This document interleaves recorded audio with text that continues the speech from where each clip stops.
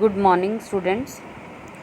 Today we will read and understand chapter number 2 of your syllabus. The name of the chapter is The Story of Shri Rama's Exile. ਇਹ ਜਿਹੜਾ chapter ਹੈ, ਜਿਵੇਂ ਨਾਮ ਤੋਂ ਹੀ ਪਤਾ ਲੱਗ ਰਿਹਾ ਹੈ, ਸ਼੍ਰੀ ਰਾਮ ਚੰਦਰ ਜੀ ਦੀ ਜ਼ਿੰਦਗੀ ਦਾ ਇੱਕ ਜਿਹੜਾ ਇਹਦੇ ਵਿੱਚ ਹਿੱਸਾ ਸੀ ਬਹੁਤ ਇੰਪੋਰਟੈਂਟ, ਜਿਹੜਾ ਕਿ ਐਗਜ਼ਾਈਲ ਮਤਲਬ ਬਨਵਾਸ। ਜਦੋਂ ਸ਼੍ਰੀ ਰਾਮ ਚੰਦਰ ਜੀ ਨੂੰ 14 ਵਰਸ਼ ਦਾ ਬਨਵਾਸ ਦੇ ਦਿੱਤਾ ਗਿਆ, ਉਦੋਂ ਕੀ ਹੋਇਆ, ਉਹ ਵਾਲਾ ਇਨਸੀਡੈਂਟ ਜਿਹੜਾ ਉਹ ਐਜ਼ ਅ ਚੈਪਟਰ ਤੁਹਾਡੇ ਸਾਹਮਣੇ ਹੈ। ਇਹਦੇ ਵਿੱਚ ਇਹ ਦੱਸਿਆ ਹੈ ਕਿ ਜਦੋਂ ਸਾਰੇ ਚਾਹੁੰਦੇ ਸੀ ਕਿ ਸ਼੍ਰੀ ਰਾਮ ਚੰਦਰ ਜੀ ਜਿਹੜੇ ਆ ਉਹ ਰਾਜਾ ਬਣਨ, ਅਤੇ ਇਸ ਚੀਜ਼ ਦੀਆਂ ਤਿਆਰੀਆਂ ਵੀ ਹੋ ਰਹੀਆਂ ਸੀ ਅਤੇ ਇਸ ਚੀਜ਼ ਦੀ ਅਨਾਊਂਸਮੈਂਟ ਵੀ ਹੋ ਚੁੱਕੀ ਸੀ ਉਹਨਾਂ ਦੇ ਫਾਦਰ ਰਾਜਾ ਦਸ਼ਰਥ ਵੱਲੋਂ। ਜਦੋਂ ਉਹਨਾਂ ਦੀ ਜਿਹੜੀ ਸਟੈਪ ਮਦਰ ਹੁੰਦੀ ਹੈ ਸ਼੍ਰੀ ਰਾਮ ਚੰਦਰ ਜੀ, ਜਿਹਦਾ ਨਾਮ ਸੀ ਕੇਕਈ, ਅਤੇ ਉਹਦੀ ਕੇਕਈ ਦੀ ਇੱਕ ਦਾਸੀ ਸੀ ਜਿਹਦਾ ਨਾਮ ਸੀ ਮੰਥਰਾ। ਅਤੇ ਜਦੋਂ ਕੇਕਈ ਦੱਸਦੀ ਹੈ ਆਪਣੀ ਦਾਸੀ ਮੰਥਰਾ ਨੂੰ ਕਿ ਸ਼੍ਰੀ ਰਾਮ ਚੰਦਰ ਜੀ ਜਿਹੜੇ ਹੈ ਉਹਨਾਂ ਨੂੰ ਰਾਜਾ ਬਣਾਇਆ ਜਾਣਾ, ਤਾਂ ਉਹ ਉਹਨਾਂ ਦੇ ਕੰਨ ਭਰ ਦਿੰਦੀ ਹੈ, ਕੇਕਈ ਦੇ ਕੰਨ ਭਰ ਦਿੰਦੀ ਹੈ ਕਿ ਮਤਲਬ ਜਿਹੜਾ ਰਾਜਾ ਹੈ ਉਹ ਰਾਮ ਨੂੰ ਨਹੀਂ ਹੋਣਾ ਚਾਹੀਦਾ, ਤੇਰਾ ਬੇਟਾ ਜਿਹੜਾ ਭਰਤ ਹੈ ਉਹਨੂੰ ਹੋਣਾ ਚਾਹੀਦਾ, ਉਹਨੂੰ ਹੀ ਰਾਜਾ ਬਣਨਾ ਚਾਹੀਦਾ। ਅਤੇ ਉਹ ਇਸ ਤਰ੍ਹਾਂ ਉਹਨੂੰ ਉਕਸਾ ਦਿੰਦੀ ਹੈ। ਅਤੇ ਇੰਨਾ ਹੀ ਨਹੀਂ ਕਿ ਕਈ ਜਿਹੜੀ ਹੈ ਉਹ ਆਪਣੇ ਬੇਟੇ ਵਾਸਤੇ ਤਾਂ ਰਾਜ ਮੰਗਦੀ ਹੀ ਮੰਗਦੀ ਹੈ, ਉਹ ਸ਼੍ਰੀ ਰਾਮ ਚੰਦਰ ਜੀ ਵਾਸਤੇ 14 ਵਰਸ਼ ਦਾ ਬਨਵਾਸ ਵੀ ਮੰਗ ਲੈਂਦੀ ਹੈ। ਐਕਚੁਅਲੀ ਕੀ ਹੁੰਦਾ ਕਿ ਉਹਨੇ ਆਪਣੇ ਪਤੀ ਰਾਜਾ ਦਸ਼ਰਥ ਦੀ ਜਾਨ ਬਚਾਈ ਹੁੰਦੀ ਹੈ ਇੱਕ ਵਾਰੀ, ਉਸੀ ਗੱਲ 'ਤੇ ਉਹਨਾਂ ਦੀ ਮੈਰਿਜ ਵੀ ਹੁੰਦੀ ਹੈ। ਅਤੇ ਜਦੋਂ ਉਹਨੇ ਜਾਨ ਬਚਾਈ ਹੁੰਦੀ ਹੈ ਤਾਂ ਰਾਜਾ ਦਸ਼ਰਥ ਉਹਨੂੰ ਕਹਿੰਦੇ ਹੈ ਕਿ ਜਿਹੜਾ ਵਰ ਤੂੰ ਮੰਗਣਾ, ਕੋਈ ਵੀ ਵਰ ਜਿਹੜਾ ਤੂੰ ਉਹ ਮੰਗ ਸਕਦੀ ਹੈ। ਅਤੇ ਉਹ ਕਹਿੰਦੀ ਮੈਂ ਵਕਤ ਆਉਣ 'ਤੇ ਮੰਗਾਂਗੀ। ਅਤੇ ਜਦੋਂ ਉਹ ਹੁਣ ਟਾਈਮ ਆਉਂਦਾ ਅਤੇ ਜਿਹੜਾ ਰਾਜਾ ਹੁੰਦਾ ਉਹਨੂੰ ਆਪਣੇ ਵਾਅਦੇ ਨੂੰ ਯਾਦ ਕਰਵਾਉਂਦੀ ਹੈ ਕਿ ਤੁਸੀਂ ਮੈਨੂੰ ਐਵੇਂ ਵਾਅਦਾ ਕੀਤਾ ਸੀ। ਅਤੇ ਉਹਨਾਂ ਦੀ ਇੱਕ ਰੀਤ ਸੀ ਉਸ ਟਾਈਮ ਕਿ ਕਿਸੇ ਨੂੰ ਦਿੱਤਾ ਹੋਇਆ ਵਾਅਦਾ ਉਹ ਕਦੀ ਨਹੀਂ ਸੀ ਤੋੜਦੇ। ਅਤੇ ਹੁਣ ਇਹ ਜਿਹੜਾ ਇੰਸੀਡੈਂਟ ਹੈ ਇਹ ਉਸ ਟਾਈਮ ਦਾ ਹੈ ਜਦੋਂ ਸ਼੍ਰੀ ਰਾਮ ਚੰਦਰ ਜੀ ਨੂੰ ਪਤਾ ਲੱਗਦਾ ਕਿ ਉਹਨਾਂ ਨੇ ਹੁਣ 14 ਵਰਸ਼ ਦੇ ਬਨਵਾਸ ਵਾਸਤੇ ਜਾਣਾ। Rama went to Queen Kaushalya's mansion. Many visitors were assembled there, eagerly awaiting the coronation. Rama ਜਿਹੜੇ ਹੈ ਹੁਣ ਉਹ ਜਿਹੜੀ ਉਹਨਾਂ ਦੀ ਅਸਲੀ ਮਦਰ ਹੁੰਦੀ ਹੈ ਕੌਸ਼ਲਿਆ, ਉਹਦੇ ਮਹਿਲ ਵਿੱਚ ਜਾਂਦੇ ਹੈ। ਬਹੁਤ ਸਾਰੇ ਦਰਸ਼ਕ ਜਿਹੜੇ ਸੀ ਉੱਥੇ ਬੈਠੇ ਹੋਏ ਸੀ। ਹੁਣ ਸਾਰੇ ਜਿਹੜੇ ਸੀ ਰਾਜ ਤਿਲਕ ਦੀ ਕੋਰੋਨੇਸ਼ਨ ਮਤਲਬ ਰਾਜ ਤਿਲਕ ਦੀ ਤਿਆਰੀ ਕਰ ਰਹੇ ਸੀ।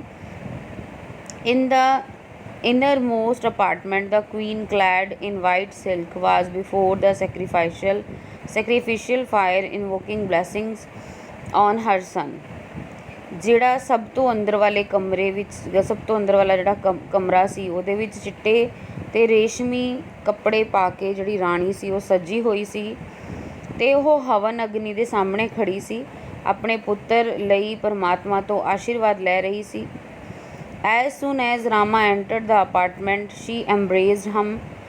ਜਿਵੇਂ ਹੀ ਸ਼੍ਰੀ ਰਾਮ ਚੰਦਰ ਜੀ ਜਿਹੜੇ ਸੀ ਉਹ ਕਮਰੇ ਵਿੱਚ ਪ੍ਰਵੇਸ਼ ਕੀਤੇ, ਉਹਨਾਂ ਦੀ ਜਿਹੜੀ ਮਦਰ ਕੌਸ਼ਲਿਆ ਸੀ, ਐਮਬਰੇਸ ਮਤਲਬ ਗਲੇ ਲਗਾਉਣਾ, ਉਹਨਾਂ ਨੇ ਸ਼੍ਰੀ ਰਾਮ ਚੰਦਰ ਜੀ ਨੂੰ ਗਲੇ ਲਗਾ ਲਿਆ। As she thought that he was to become the Yuvraj, showed him to specially raised seer. ਜਿਵੇਂ ਉਹਨੂੰ ਪਤਾ ਸੀ ਕਿ ਹੁਣ ਉਹਨਾਂ ਦਾ ਜਿਹੜਾ ਬੇਟਾ ਹੈ ਉਹ ਰਾਜਾ ਬਣਨ ਜਾ ਰਿਹਾ, ਯੁਵਰਾਜ ਬਣਨ ਜਾ ਰਿਹਾ, ਇਸ ਲਈ ਉਹਨਾਂ ਨੇ ਇੱਕ ਵਿਸ਼ੇਸ਼ ਜਿਹੜਾ ਉੱਚਾ ਸਥਾਨ ਬਣਾਇਆ ਹੋਇਆ ਸੀ, ਉਹਦੇ 'ਤੇ ਬਹਿਣ ਲਈ ਕਿਹਾ।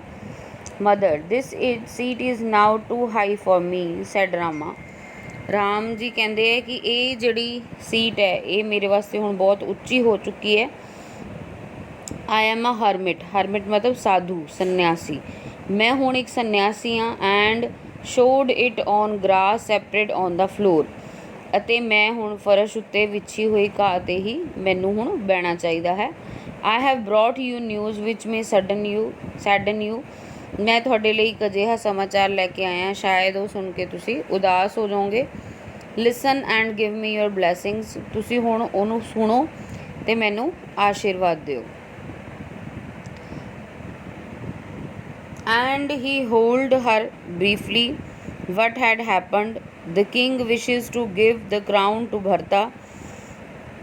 His command is that I should spend 14 years in the Dakhna forest. I must leave today, mother. and I have come for your blessings before I go। ਹੁਣ ਰਾਮਚੰਦਰ ਜੀ ਕਹਿੰਦੇ ਕਿ ਮੈਂ ਮਤਲਬ ਉਹਨਾਂ ਨੂੰ ਸ਼ਾਰਟ ਦੇ ਵਿੱਚ ਕਹਾਣੀ ਜਿਹੜੀ ਹੈ ਦੱਸਦੇ ਆ ਅਤੇ ਉਹਨਾਂ ਨੂੰ ਕਹਿੰਦੇ ਕਿ ਜਿਹੜਾ ਰਾਜਾ ਹੈ ਯਾਨੀ ਕਿ ਉਹਨਾਂ ਦੇ ਪਿਤਾ ਜੀ ਰਾਜਾ ਦਸ਼ਰਥ ਹੈ ਉਹ ਚਾਹੁੰਦੇ ਹੈ ਕਿ ਜਿਹੜਾ ਮੁਕਟ ਹੈ ਉਹ ਭਰਤ ਨੂੰ ਮਿਲੇ ਅਤੇ ਉਹਨਾਂ ਦੇ ਹੁਕਮ ਨਾਲ ਹੀ ਮੈਂ 14 ਵਰਸ਼ ਦਾ ਬਨਵਾਸ ਜਿਹੜਾ ਉਹ ਹੁਣ ਗੁਜ਼ਾਰਾਂਗਾ ਅਤੇ ਮੈਨੂੰ ਅੱਜ ਹੀ ਜਾਣਾ ਪਏਗਾ, ਇਸ ਕਰਕੇ ਮੈਂ ਤੁਹਾਡਾ ਆਸ਼ੀਰਵਾਦ ਲੈਣ ਲਈ ਆਇਆ।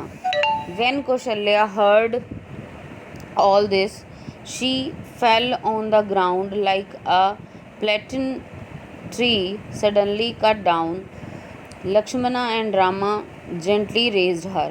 ਜਦੋਂ ਇਹ ਗੱਲ ਕੌਸ਼ਲਿਆ ਨੇ ਸੁਣੀ ਤਾਂ ਉਹ ਇੱਕ ਅਜਿਹੇ ਪਲੇਟਨ ਟਰੀ ਮਤਲਬ ਕਿ ਕੇਲੇ ਦਾ ਪੇੜ, ਉਹ ਕੇਲੇ ਦੇ ਪੇੜ ਵਾਂਗ ਜ਼ਮੀਨ ਉੱਤੇ ਡਿੱਗ ਪਈ ਅਤੇ ਅਚਾਨਕ ਜਿਵੇਂ ਕਿਸੇ ਨੇ ਉਹ ਪੇੜ ਨੂੰ ਕੱਟ ਦਿੱਤਾ ਹੋਏ। ਲਕਸ਼ਮਣ ਅਤੇ ਰਾਮ ਜਿਹੜੇ ਆ ਬੜੇ ਜੈਂਟਲੀ ਬੜੇ ਕੋਮਲਤਾ ਦੇ ਨਾਲ ਜਿਹੜੇ ਆ ਉਹਨਾਂ ਨੂੰ ਉਠਾਉਂਦੇ ਆ।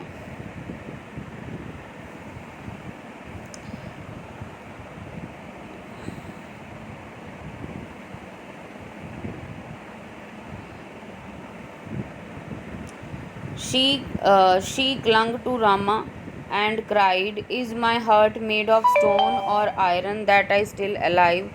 ਉਹ ਕੀ ਕਰਦੀ ਹੈ, ਉਹਨੂੰ ਪੁੱਛਦੀ ਹੈ ਕਿ ਕੀ ਮੇਰਾ ਦਿਲ ਜਿਹੜਾ ਉਹ ਪੱਥਰ ਦਾ ਬਣਿਆ ਹੋਇਆ ਜਾਂ ਕਿਸੇ ਲੋਹੇ ਦਾ ਬਣਿਆ ਹੋਇਆ, ਕਿ ਮੈਂ ਹਲੇ ਵੀ ਇਹ ਖਬਰ ਸੁਣ ਕੇ ਜ਼ਿੰਦਾ ਵੀ ਮੈਂ ਮਾਂ ਵੀ ਆਪਣੇ ਬੇਟੇ ਬਾਰੇ ਅਜਿਹੀ ਖਬਰ ਸੁਣ ਕੇ ਹੁਣ ਤੱਕ ਤਾਂ ਮੇਰੀ ਡੈਥ ਹੋ ਜਾਣੀ ਚਾਹੀਦੀ ਸੀ, ਪਰ ਪਤਾ ਨਹੀਂ ਮੈਂ ਇਹ ਖਬਰ ਸੁਣ ਕੇ ਹਲੇ ਵੀ ਜ਼ਿੰਦਾ ਕਿਉਂ ਹਾਂ।